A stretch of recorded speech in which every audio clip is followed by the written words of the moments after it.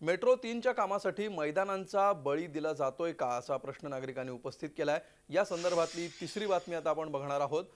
Mumbai metro 3 प्रकल्पासाठी प्राधिकरणाने प्रभादेवी मधलं पालिकेचं नरदुल्ला टँक मैदान आणि साने गुरुजी उद्यानाची जागा ताब्यात घेऊन काम सुरू केलंय। यामुळे इथला खेळ आणि नागरिक मोकळ्या श्वासाला मुक्ताना दिसतायत। हा मोठा मोकळा भूखंड वाचवण्यासाठी दादर प्रभादेवी वासी एकत्र आले। नरदुल्ला टँक मैदान बचाव समितीची स्थापना करण्यात आली आहे। सकाळी स्थानिक रहिवाशांनी शांततेच्या मार्गाने प्रकल्पाच्या कामाला विरोध केला। स्थानिक रहिवासी आणि युवा खेळाडू यांनी मैदानात मानवी साखळी करून आपली एकजूट आणि प्रकल्पाविरोधातला रोष व्यक्त केला। या आंदोलनाचा आढावा घेतला आमचे प्रतिनिधी दिनेश दुखंडे यांनी।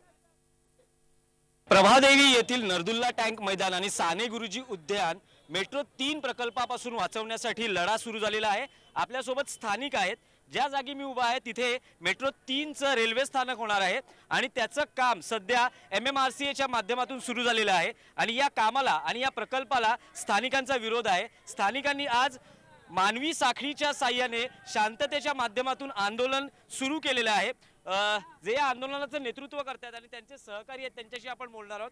तुम्ही सांगाल की नेमकी काय मागणी आहे?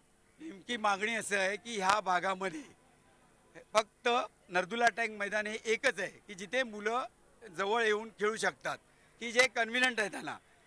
ते मैदान MMRC 5 वर्ष बंद करणार आहे, जो त्यांचा प्रकल्प येतोय आणि ते 5 वर्ष जर बंद केलं तर ह्या भागातील मुलांना खेळापासून वंचित राहावं लागेल।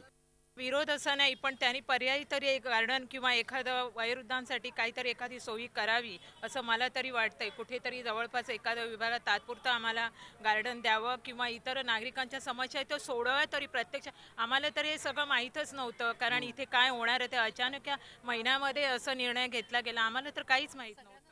ह्या ठिकाणी जो वापर केला जातो मुलांच्या खेळण्याचा किंवा आमचा भाविकांचा जो विषय आहे गणपती मंदिराचा, ते जर इकडे नसेल तर लोकांनी कुठे जायचं? युवा खेळाडू म्हणून काय सांगशील की किती गरजेचं आहे मैदान? आज 25 वर्ष आमची झाली, आम्ही या मैदानात खेळतो। लहानाचे मोठे आम्ही इथे झालो। आम्हाला न कळता, आम्हाला न समजता हे तुम्ही सरकार जे डेव्हलपेशन करतंय ते कितपत योग्य आहे हे सरकारने स्वतःचं आत्मपरीक्षण करून विचार केला पाहिजे। काम थांबवणं, त्यातून प्रत्यक्ष काहीतरी त्यातून तोडगा निघाला पाहिजे। तोडगा निघाल्यानंतर त्याच्यावरती अंमलबजावणी करा। मेट्रोला आमचा विरोध नाही, परंतु जो खेळ ज्यांचा अवगण आज मुलांना खेळायला जागा नाही, जो तो आउटस्टॉपवर असतो, त्याच्यामुळे इथे खेळतील तर थोडा त्यांचा सर्वांगीण विकास तरी होईल आरोग्याचा। त्याच्यासाठी आम्ही भांडणार, काम थांबवणार आम्ही।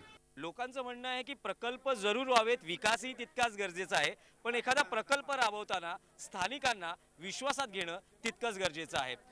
सरकार या सर्व प्रश्नावर स्थानिकांचं म्हणणं ऐकते आहे का, त्यांना न्याय देण्याची भूमिका घेते आहे का, हे पाहणं उत्सुकतेचं ठरणार आहे। व्हिडिओ जर्नलिस्ट रवी चव्हाणसह दिनेश दुखंडे, झी मीडिया, मुंबई। झी 24 तास रहा एक पाऊल पुढे।